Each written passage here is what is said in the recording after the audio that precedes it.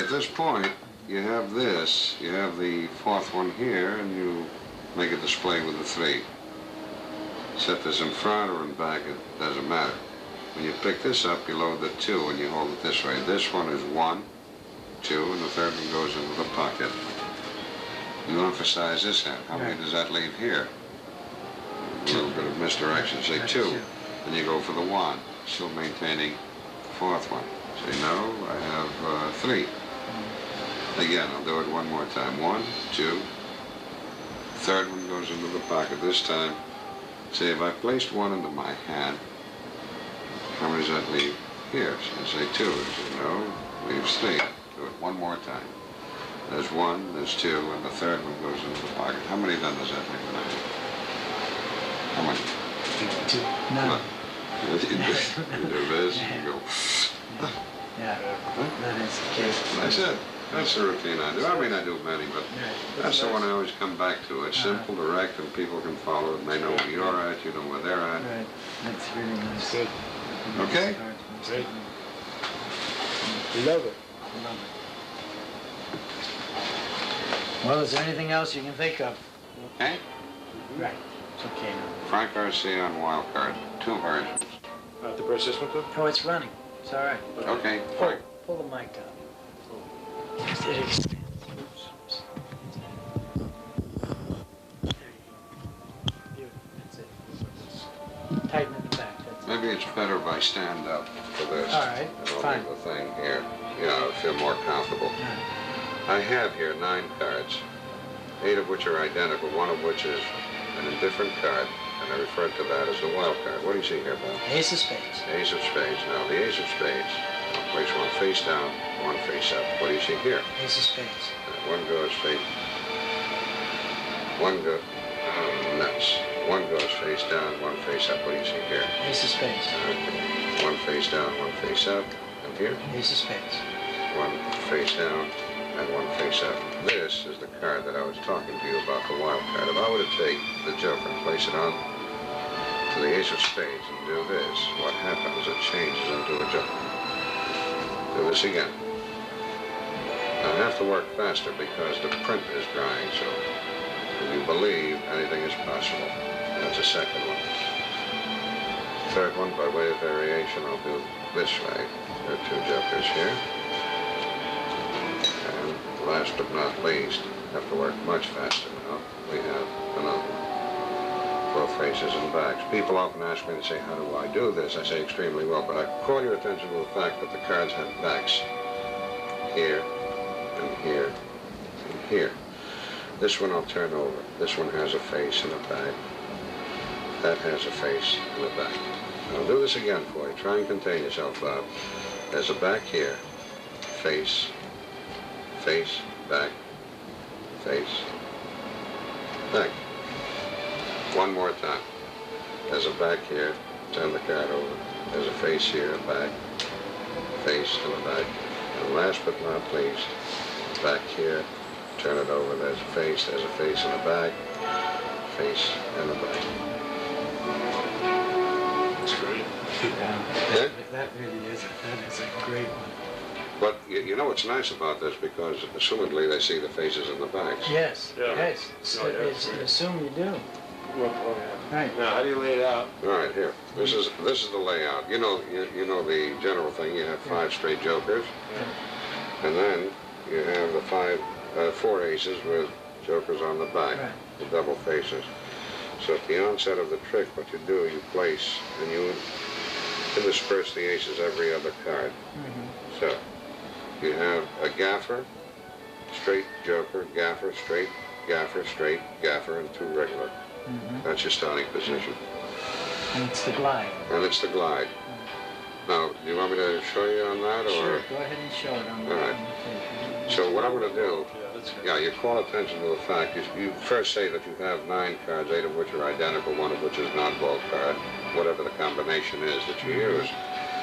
You hold this in glide position.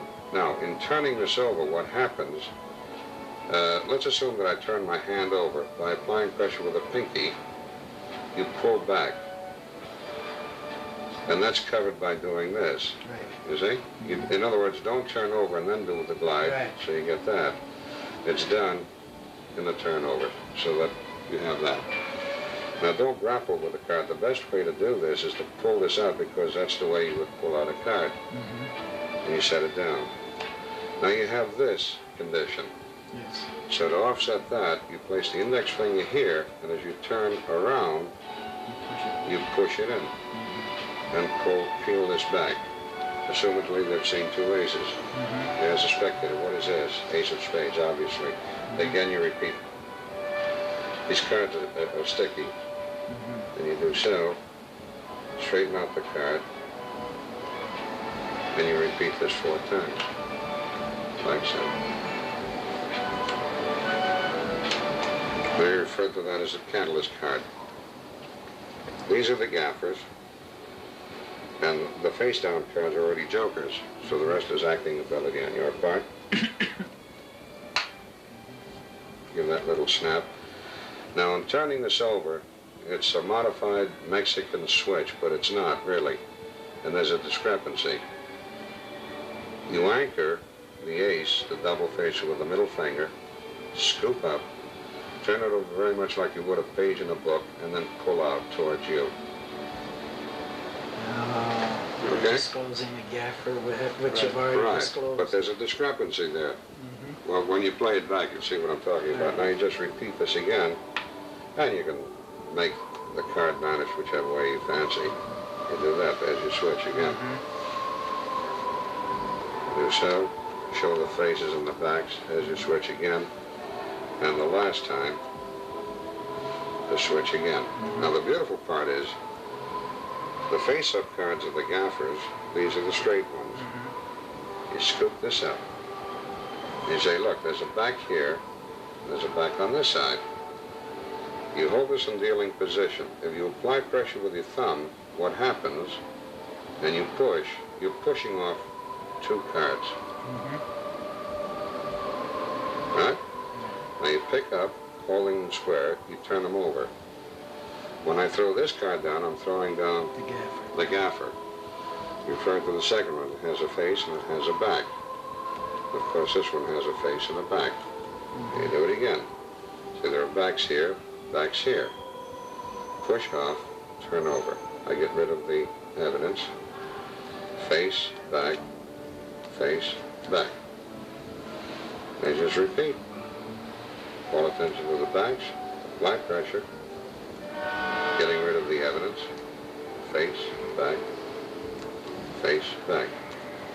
And last but not least, you turn it over, calling attention to the 2 backs, push off, get rid of the evidence here, face, back, and that's all there is to it. Right? I'll show you, you want to shut it off for a moment? Yeah. So you don't waste Yeah, you any can just push it there. premise. 9 cards, 8 of which are identical, 1 of which is an oddball card. This is a little more difficult to do, but it's nice. You then count the cards. There's 1, 2, 3, 4, 5, 6, 7, 8, 9. Now 4 of these aces I'll place face down like so. 4 of the aces I'll place face up like so. Now this is the catalyst card. If I scoop this up and place them to the aces, believe it or not, I now have 1, 2, 3, 4, 5 jokers. Interestingly enough, not only did I print the faces, but you'll notice that I also printed the backs. You seem a bit confused, so I'll do this batch a little slower. There are the 4 aces.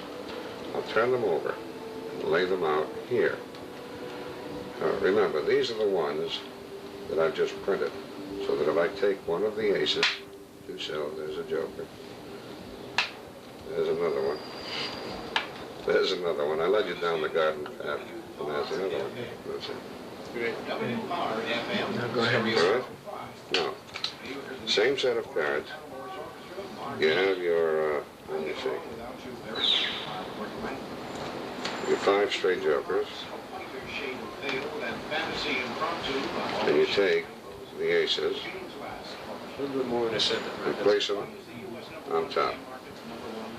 Now you'll do what is called the Brother Hammond count. Okay, we should turn the radio off. Can I? Yeah. Okay. Yeah, I'll push more. Okay. Now the Hammond count is nothing more than a false count that brings back the original packet of cards to its original condition. So I'll do it in slow motion. Look. You peel off ace number 1, you count 1, second ace 2, 3, 4. Now at this point, this is the crucial part. This finger, my third finger, is loose so that I jog this here and I grip this batch, thus switching. 5, 6, 7, 8, 9. You do that once more. Okay.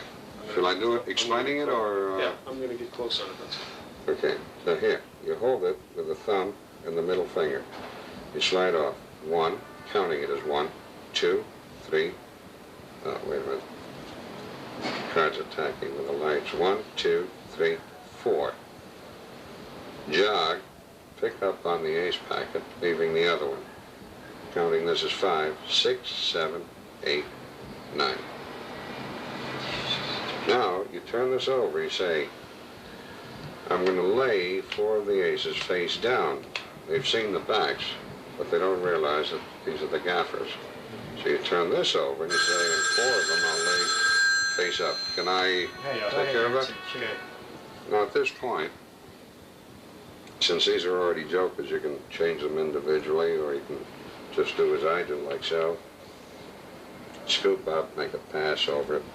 Say, believe it or not, we have 1, 2, 3, 4, 5 jokers.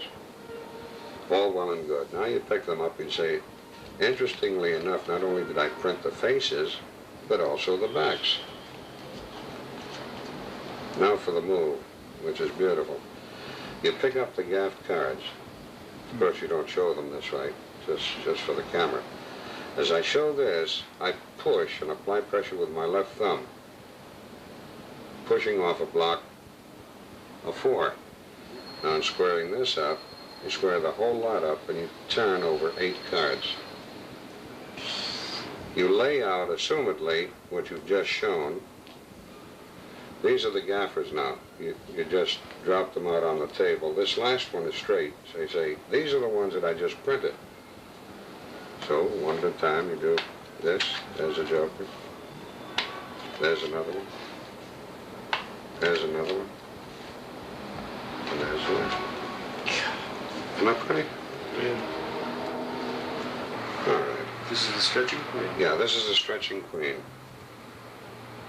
This is interesting because I utilized 2 red 10s and a black queen, Calamity Jane. Now I discovered that if I did this, that queen always remains in the middle. And I also discovered that by reversing the procedure, that queen always stays in the middle. It's not too confounding, but it was when I first discovered it. I also noticed that by laying the cards out like so, that the queen still remained in the center. Not too much of a mystery, but what I intend to do is to take the queen, place it face down, in between the 2, nuts. Oh, let me, oh, I can't reverse it. Sorry about that. That's all right. Must be the weather. There we go.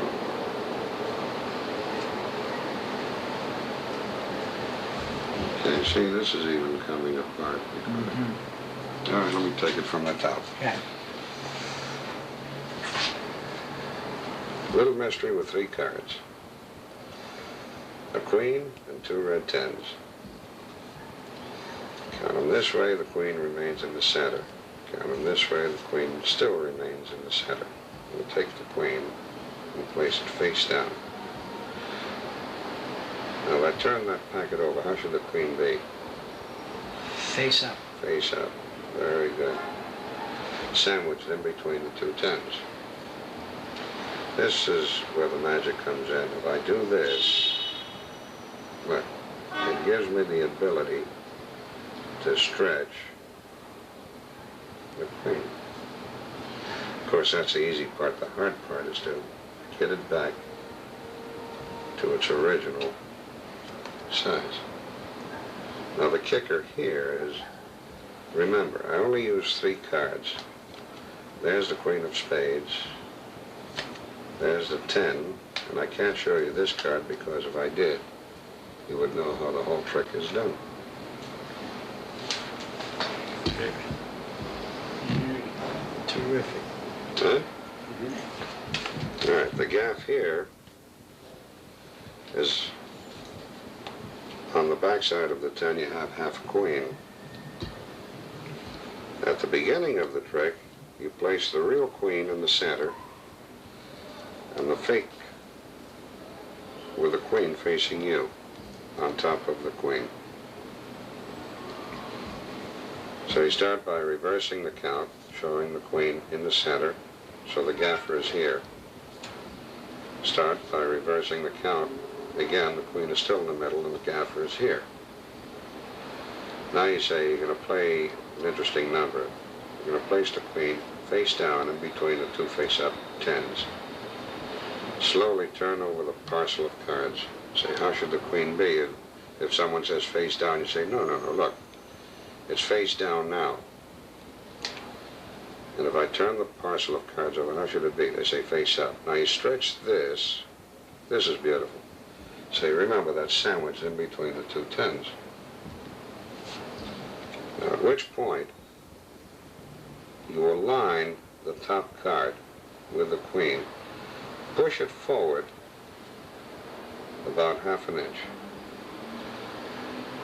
Rub the circle and start stretching the queen. Like so. You say, this is easy. The hard part is to bring it back. All you do is squeeze it back. Turn the cards over and remove the queen. The gaffer is here. Now this move is very, very deceptive. You turn them over face down. You remove the queen, you see the back, and purposely turn it over. Now, because of the gaffer, I can only remove the card up to that point.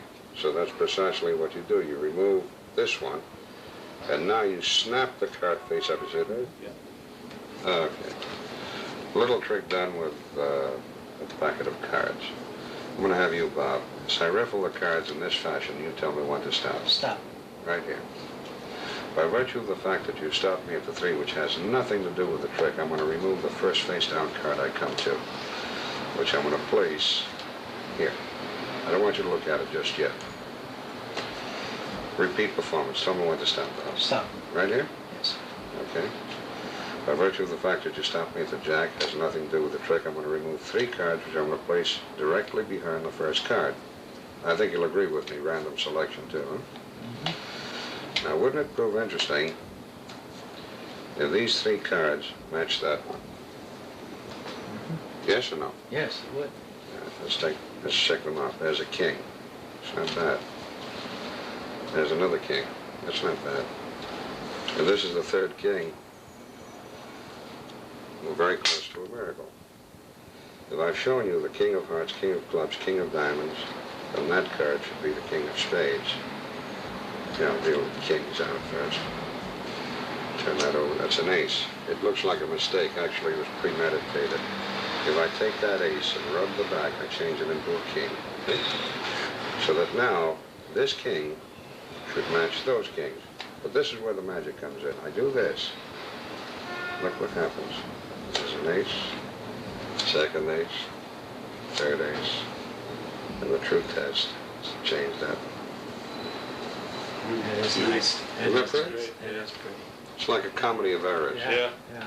That's great. Well, now you gotta explain that one. Right. I didn't show you this, did I? No. No. Okay. I referred to this, having been in England a number of times, the 1 and 6, referring to the old currency. So you place the ace of spades here. That's 1. That represents 1. An indifferent card. I used a joker. You could use any card. And the king of spades uppermost. The other kings, doesn't matter. Now the king of spades goes into 6th position. For example, that's your 1. And 1, 2, 3, 4, 5, 6 is the king of spades. 1 and 6. Right? You pick this up, the way you laid it out, that goes on top of the deck. Now, of course, you can show the deck up to a certain point. Don't do this and expose that. So you show it casually, say, show you a delightful little trick with an ordinary deck of playing cards, retaining the top stock. You approach a first spectator and you riffle in an upward direction, never in a downward, because this is what could happen. See? Yes, yes. So you go this way. Mm-hmm. And if you get too far up to the top, you start all over again. Tell them when to stop. So they say stop. Okay. You turn it over. What has happened is that you reversed the initial stack. Mm-hmm. You remove a number of cards, like so, casting them aside. And this is already the ace of spades. Of course, the spectators don't know that. Mm-hmm. This is here. And this is your setup now again. So you just repeat. They say stop, you turn this over. Again, you revolve the stack. Now, by coincidence, I stopped at a 3. So here it makes sense. You see, take the advantage of the opportunity by virtue of the fact that you stopped me at a 3. I'm going to remove 3 cards. Okay? Or 3 packets. Well, no, 3 cards. Oh, I see. See? Yeah. 1, 2, 3. Right. And this goes back on top. Mm-hmm. Now, What if because you don't reach a 3? it doesn't matter. You say, well, this has nothing to do with the trick, but in case, I see. or if you Right. turn over a 4, you say, I'm going to remove 3 cards because I'm going to employ 4 cards. Right. All right? I'm just throwing that in anyway. Now you have this. Because you have 5 cards face up, that creates a natural break. Yes. Well, we can see it. Mm-hmm. So that it's very easy for me to pick up and maintain a break of the block of cards. As you check this out, there's a king. This goes on top of the block.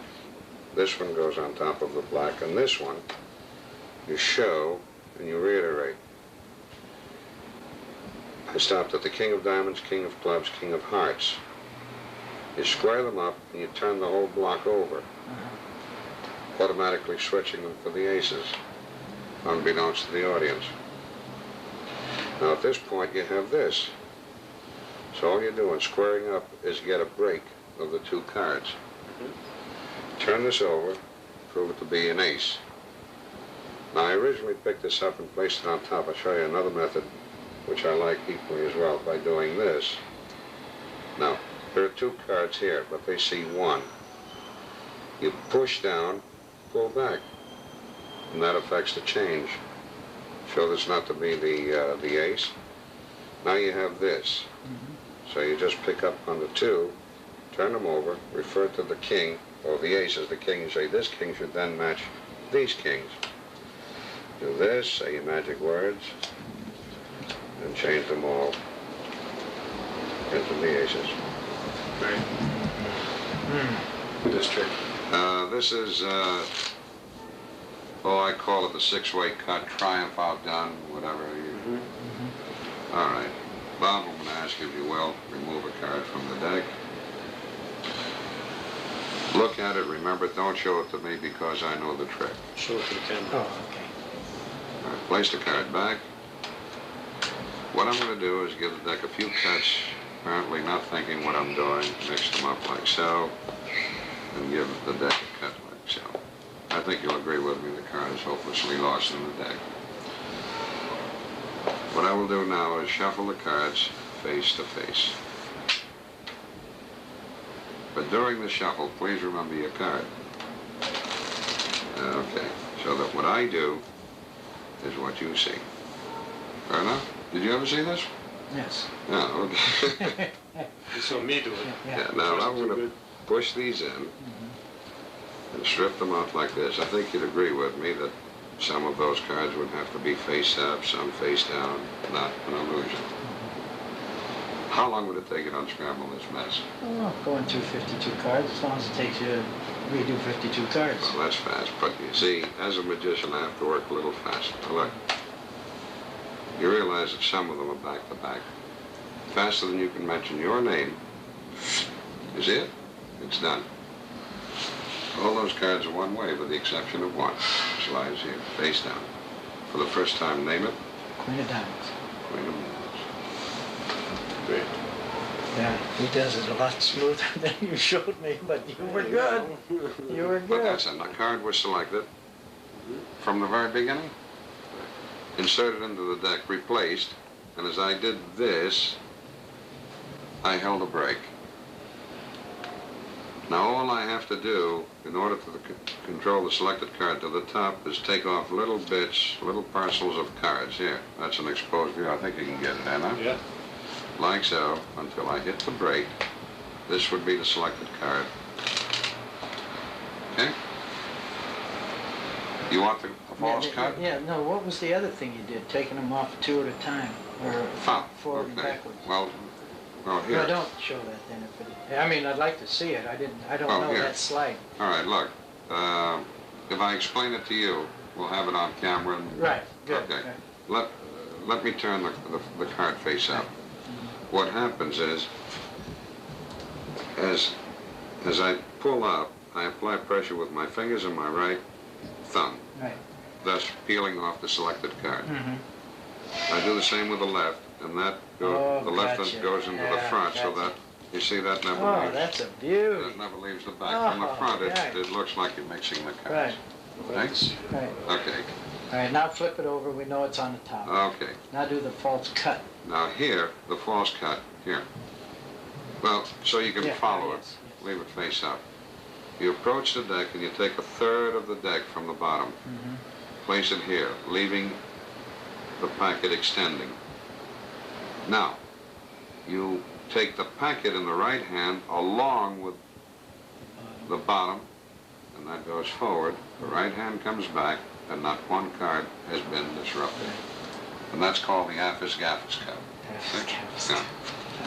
Now with the card on top, you split the packet to the right, turning the one in the left hand over, showing the one in the right hand, explaining that you'll shuffle the cards face to face.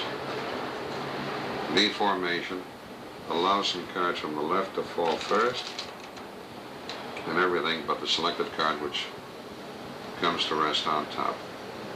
Right? Now the exposed view of the move. Now you do the forward and back. Yeah, oh, I'm sorry, yeah. Then you do this. What I do is what you see, right? And you come back. Apparently I'm going to push the packet in. Actually what I'm doing just the reverse. I'm moving this card to the left.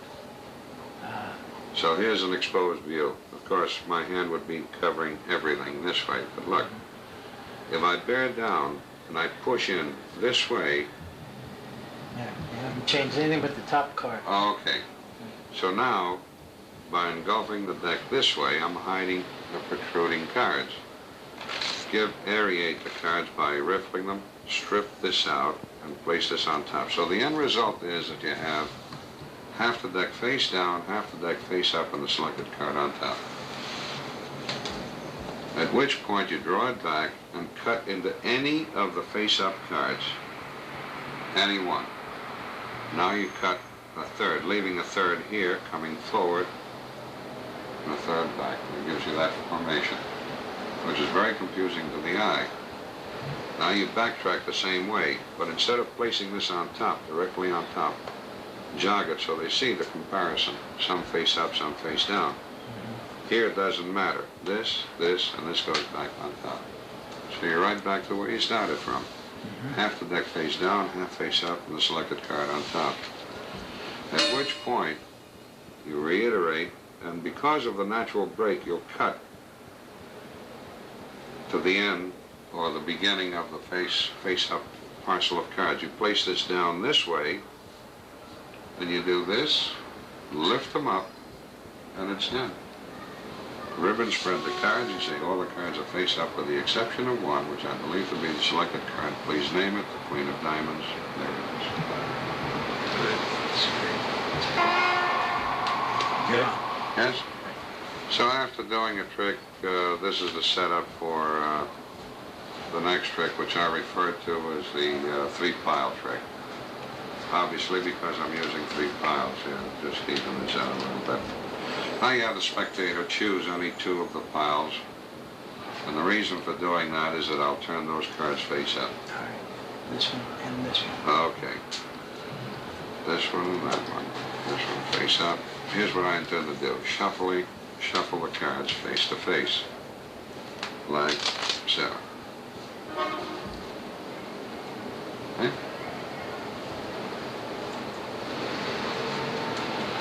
Continuing.